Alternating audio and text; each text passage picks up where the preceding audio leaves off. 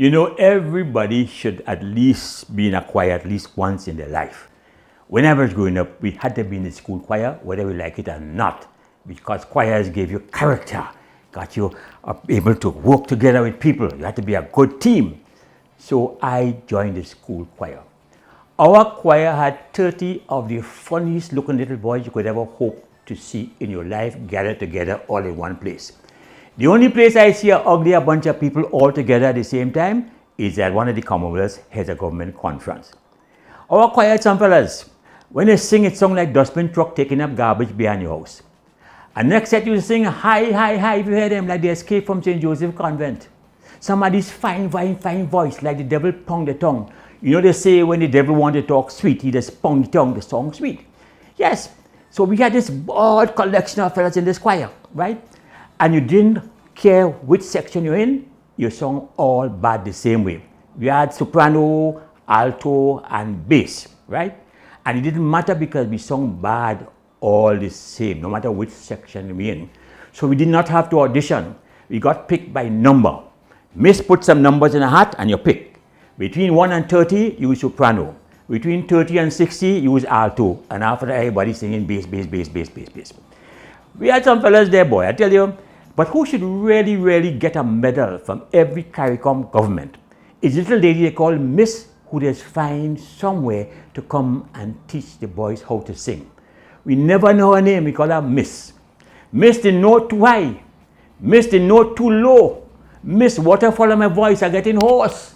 Miss 12 o'clock, time to go home, all right, I could go. But Miss used to really try with us. She used to call us her little canaries. She would say, all right, children, stand properly, feet together, hands clasped in front of you. Now look at me in my face. Nobody want to look at Miss' face. Miss' face sour. Now take a deep breath and lift your diaphragms. No, she can't see that today. Today we say that they ask you to work on your family planning. When those days, diaphragm used to be in your chest. Yes, lift your diaphragms and say after me, how now, brown cow. Well, you see the problem? What's in your mouth and make to say them kind of how now, brown cow thing. We must make to say them hard, obscene language kind of words. So we had problem with the how now, the brown and the cow. I remember once Princess Margaret was coming to visit the island. And somebody find the children too happy they should suffer for the British Empire. So they wrote a song that went like this. Welcome Princess Margaret Rose, our own. What is the problem? We didn't mind the welcome. We didn't mind Princess Margaret Rose. When it came to our own, we had problem. We practiced about a year. Our own, our own, our own, our own. For that more get wrong so. You could always tell when you meet a member of the choir. He looking surprised and he come out like a oh boy. So I remember when Princess Margaret reached, boy, we have to sing this song. If you see us, stand up on the stage. Princess Margaret, welcome Princess Margaret Rose. Take a deep breath, lift all the diaphragm. Our own, boy. Princess Margaret only fanning in a corner. We let down the British Empire very badly that night. But that was choir. And then again, we used to have to go and sing in the church. Every Sunday we go to church. So now 7 o'clock mass, we go in and sing. It was a Catholic church, you know. And we loved to sing because we had a little girlfriend and thing in front. So everybody wanted to sing loud so the girlfriend could hear them. But the problem with the church was a Catholic church. And Catholics always have problems with the hymns. If a Catholic hymn is 6 minutes, you have 1 minute hymn, 4 minutes amen. You ever hear them? Ah, ah, ah, amen. So boy, we had to organize the amen. One Sunday half the choir sing next half singing men. We had it organized. So church was on. But that wasn't the only place we had to go and sing. We used to have to go and sing in the scout troop. In those days, every little boy had to join the scout troop or the cubs. Girls joined the brownies and the guides, right? I joined scout troop. But the problem with our scout troop was the khaki pants. You see, in those days, we got genuine bulletproof British khaki. When Britain said they went to war and they had no armament, they lied. They had quarter-inch Stockport khaki that could stop any 303 bullet going through. And after the war, all the leftovers, they sent to the West Indies to make scout pants for the boys. So we got the Stockport khaki pants from England. But the problem with that was in those days, West Indian parents believe in starch. Was quarter pound starch to a khaki pants. When we put with khaki pants so, can't fall, stand up for days. But you see, in those days too, you never got underpants till you turned 15 years, when you turned man, right? So you can imagine that, Stockport khaki, quarter pound starch, and no underpants. We're going up the hill. I love to go wandering along the mountain track. So all them fellas who have problems with it started in this crowd too.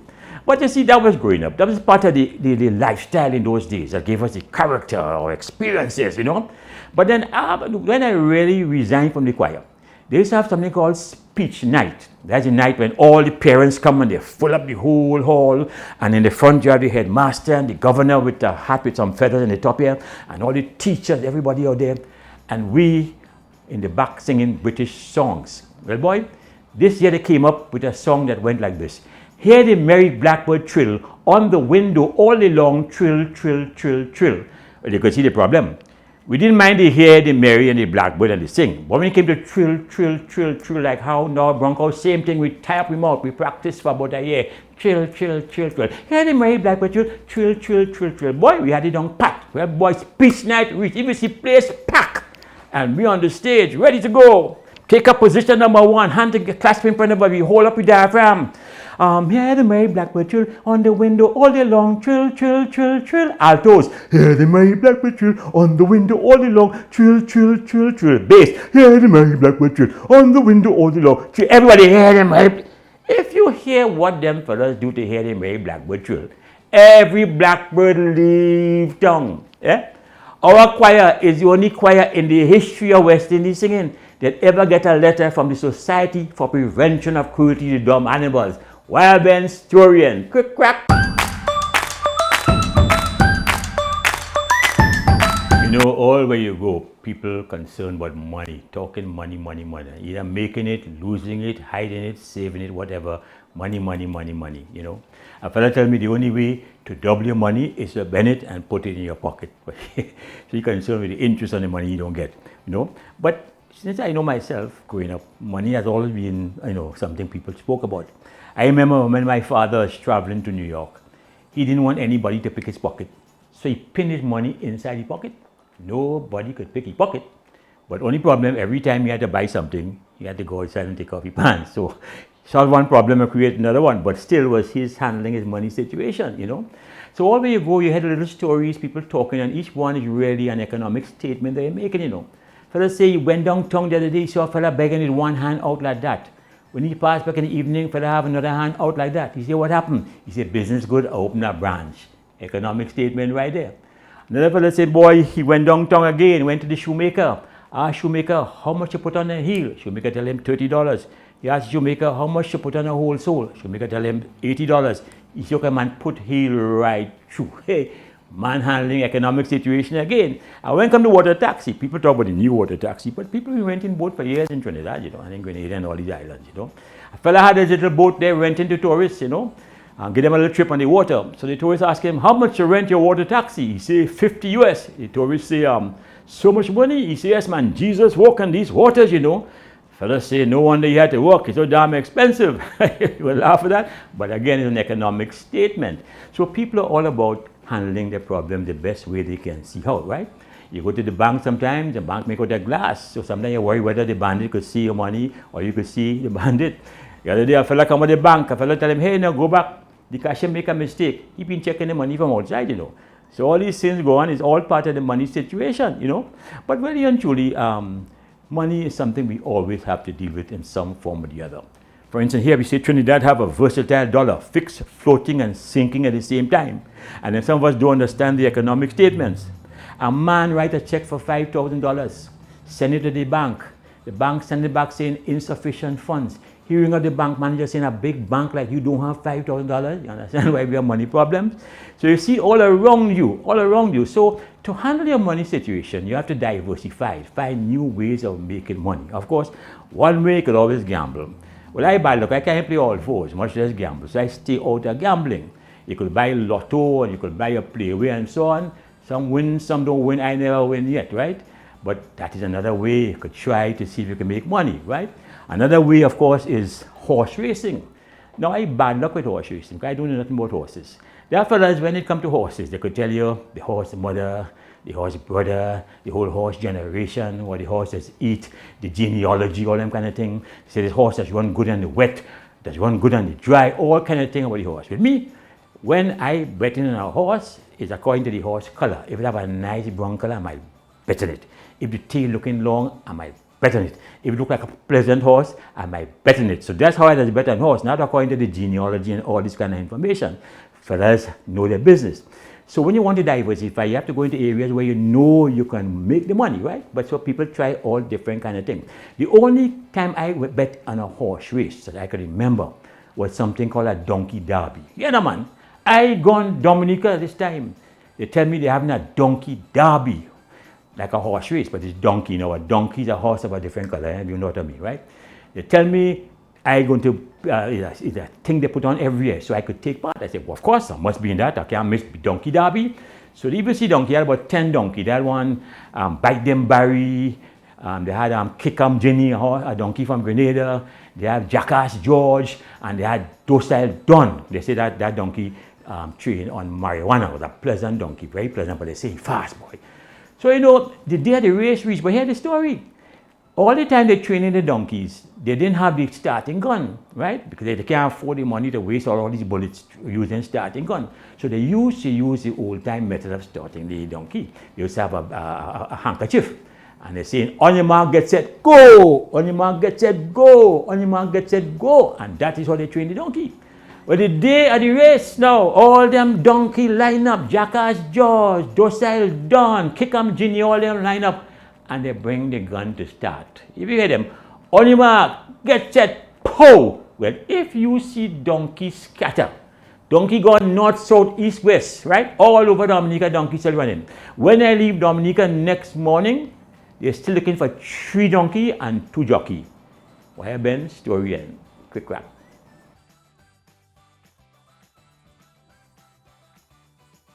You know, these days, everybody under stress.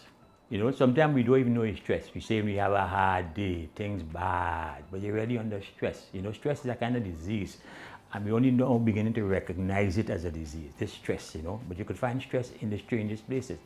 I mean, take church, for instance. I go to church on a Sunday morning to pray, trying to get to heaven. I day long there praying. It always have a little child in front there looking back at me and doing so, la la la la la la. I under stress, right? I right there and the child right there, and the mother praying, you know, she going to heaven, but I can't pray. This child in front of me doing la la la la la la. And I want to hit him, but I can't hit him because it's church and it's a child, so I under stress. Even in church, I under stress, right? Then you go to this place they call it slow fast food. You know, they have some slow fast food place in Trinidad. The food fast, but the service slow, right? So I did the line, yeah, a whole long line, all the whole menu on the board, all the menu, the goat, the chicken, the roti, everything on the board. We in the line, everybody waiting. They wait till they reach in front of the cashier, and it's then they want to find out, I wonder if I'm buying, I wonder if it's pork, I wonder if it's chicken, I wonder if I want fries, a whole set of chopping. They had the whole time in the line to read the menu, you know. And then some of them buying for the office. They had to ring up the office. Hello, they don't have no pork, eh? I wonder all they want chicken. So I in the line under stress. I gone in the airport immigration. My God, everybody know. When you go in the airport, take out everything that is go beep, beep, beep, beep. Take it out before you reach in the airport. But no. We in the line, a long line, going through. Yeah? It a man beep, beep, beep, even beep. When they say they're searching, what kind of old iron bolt, all kind of thing coming out of the pocket, right?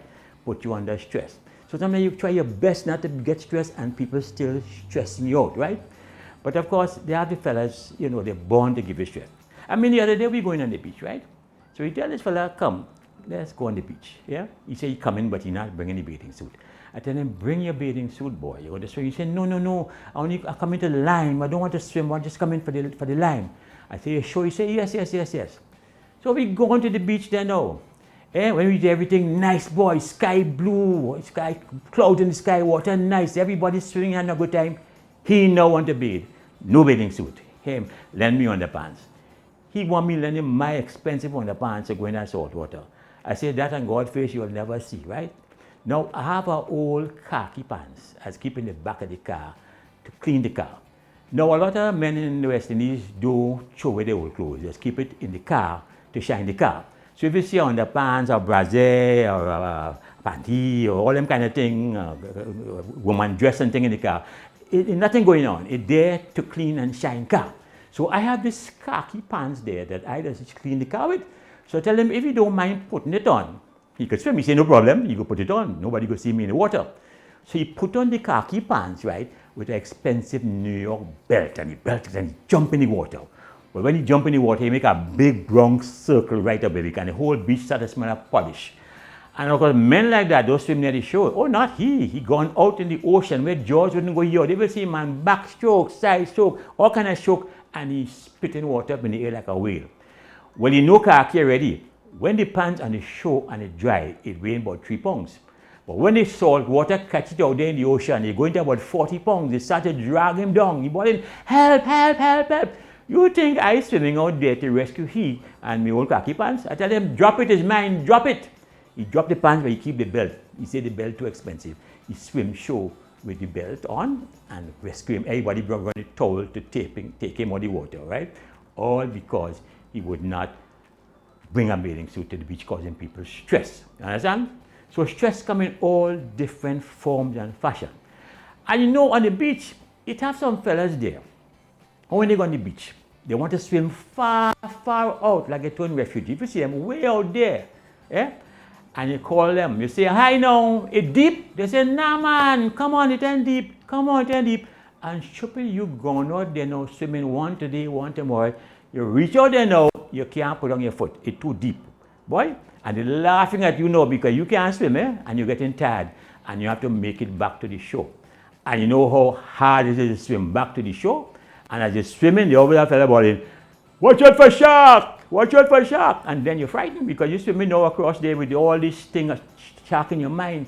The only time I want to see shark on the beach is between 2 pieces of bread, bake and shark, you know. So you have all these kind of things for us do on the beach. So the beach itself will put you under plenty stress. Now, it have some fellas, when they go on the beach, that want to do things they never do yet. Now, since we have tourism and so on, the tourist boat bringing all them kind of skidoo and all them kind of windsurfing thing for the tourists. If some of us feel they want to use it too. Now they bring this thing for tourists, not for you. So Carl gone there now, and Carl watching them windsurfing. People out there looking nice because out there, you know, and the breeze blowing them, and they're holding on to the windsurf, and they feel they're like Tarzan out there, you know. He feel like he would look like Tarzan if you go there and join them, you know. He feel looking so nice. He so want to go out there and do this windsurfing thing. So you go to the man and ask him if you could rent one. The man say, well, yes, you have experience. I say, but I'm doing this since I born. I'm a born windsurfer. Fella say, sure? He say, yes. So you rent Carl the windsurfing thing.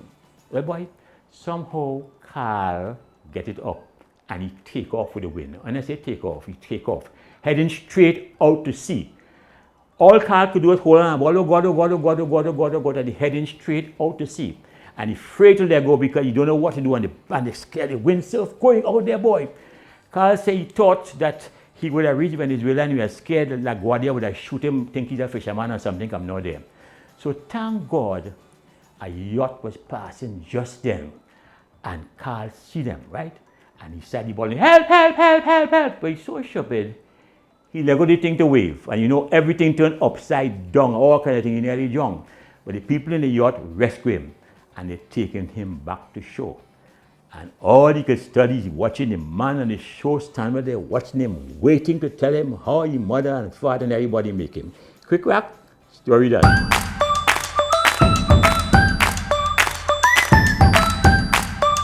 You know, through the years, a lot of people have done, you know, so much to keep the West Indies together, you know, one way or the other. The West Indies cricket team is one, the University of the West Indies is another. And of course, the traders, the vendors who travel between the islands, they were really the first CARICOM people. They connected the islands in the years past with their trafficking through the islands. And I call them the sugar apple people. Because once I went down to the CARICOM jetty to put a box on a boat to send to Grenada. And I sat there and I saw the organization on the dock there, that many years ago. Of how they got their boxes and their bags. It looked like confusion, but it was very organized. You know, the people knew what they were doing. And the old days, what they would do, they'd put the goods on the boat from Grenada, send it to Trinidad, catch the yacht, fly to Trinidad, meet the boat in Trinidad, take off the goods, sell the goods, put on the goods, send it back to from Trinidad to Grenada. Then they catch Liat and fly back to Grenada and meet the boat coming in St. George's, right? So they use Liat and they use the boat. But that was their way of trafficking and keeping the island together. So to me, they are one of the strongest links you've had, or I've had over the years, in keeping this Caribbean together. So I call them the sugar apple people. And this piece sort of gets a rhythm of the boxes and the bags going up on the boat. I saw them picking up the boxes and throwing them up and people catching them and packing them and stuff, right? But that's another story, as I say. So this is sugar apple people. Put box and boat, catch plane, fly Trinidad, meet boat, sell goods, buy goods. Put box and boat, catch plane, fly Grenada, meet boat, sell goods, buy goods. We catch and we tail to make a living, but Lord, yes, we living. Because we living, a lot of all you living. Yes, the sugar apple people like the wave on Grand Anne's Beach, they always moving. Year in and year out, no matter who come or who go. We know Trinidad, Trinidad know we. We hand stretch across the water, rye fig, dashing, yam, tanya, callaloo, breadfruit, you name it, we bring it. In bag, in box, in crate. Big box or little box, here the man say $1 a box, here the woman say a box is a box. See them stand on the jetty, hustle, bustle, noise, words flying like salt spray, bag and box scatter all around the foot.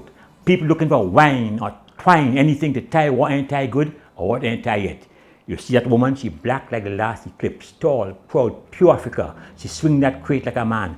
And when she laugh, it's like a blessing in this hot Caribbean sun. And Cosmos, the captain like a high court judge presiding on the rigging, cussing like it's a national language, but they expect that. And the more you cuss, the blacker you get. But you're only playing postman and collecting letter and putting them in the bosom. And they're saying, don't forget to give it a Vi, and Tanty go pick it up.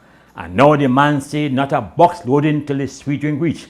And it's now the sweet drink truck want to pass. So the bag load and the boat load and the crate load, and they bring sugar apple and sour up and they go on the rice and flour.